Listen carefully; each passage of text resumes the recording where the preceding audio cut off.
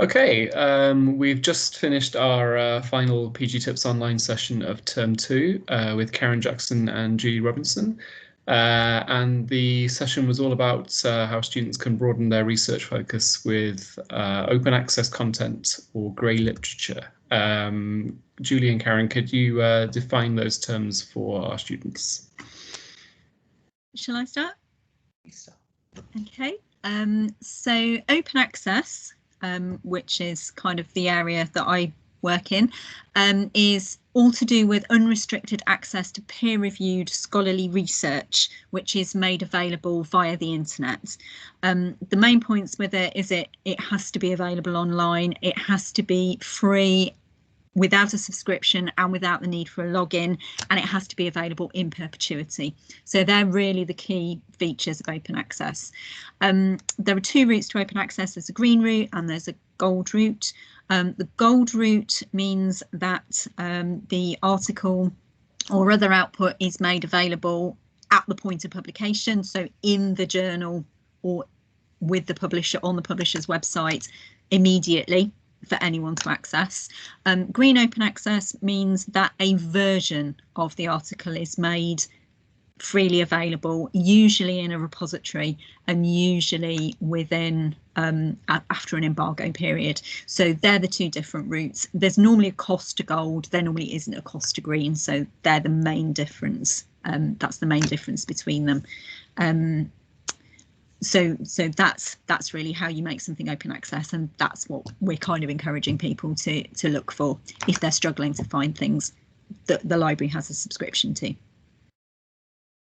Okay, and I'll talk a little bit about grey literature. Grey literature is normally referred to as a group of material that's not formally published. So it might be outputs of, say, government departments, so white papers, green papers, NGOs, charities, specific organisations that produce reports that may not be published with an ISBN and a publisher in the way that you would normally expect.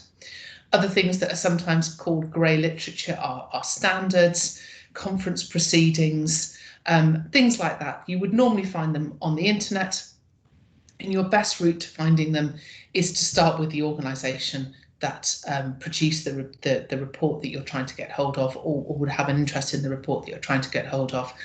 They are really, really useful, particularly in the social sciences, because they inform a lot of policy, and a lot of decisions are made on the back of this kind of material, but it doesn't necessarily get formally published. So knowing about it and how to find it is a really useful skill.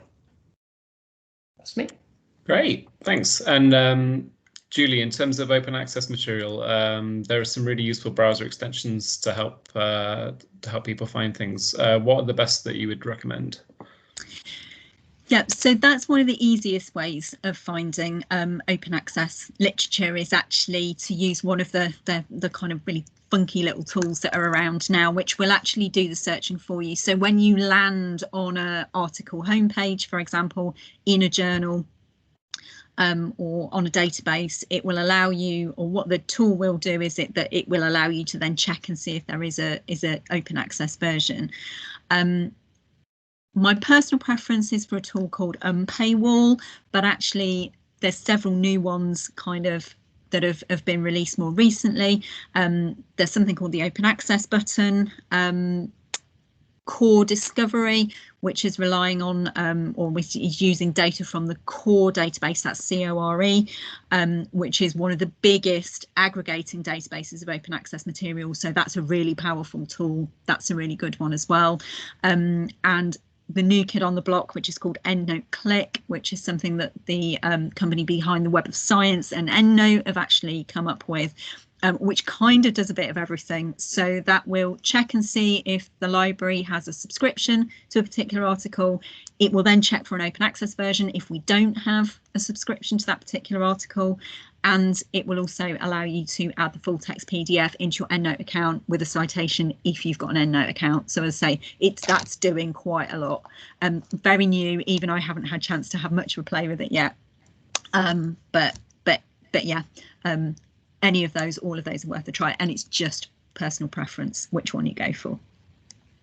That's great, thank you. And yeah, if anyone was having trouble accessing anything in particular, any particular content online, what should they do and who should they get in touch with? Would Academic Support Librarian be first port of call?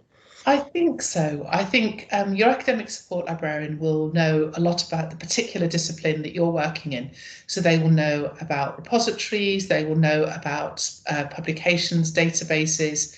There are some groupings together, so there are particular organisations which gather together, and your subject librarian will know about where to get started for your area. So I think about open access and grey literature, talk to your subject librarian, get some pointers, but also about any of your research. It's a really good thing to do, is to sit down with them, have half an hour, and they can really get you started with all the databases that we've got and all the tips and tricks that you will need and that will be useful for your particular area, because we're aware that research is very individual, and departments and disciplines have very individual approaches. So talk to your subject librarian. Fantastic, thank you both. We've got a Padlet board with links to some of the resources and repositories that Julie and Karen mentioned, so do check that out. But thanks again for coming, Julie and Karen. See you soon. That's our pleasure. Thanks for inviting us. Thank you.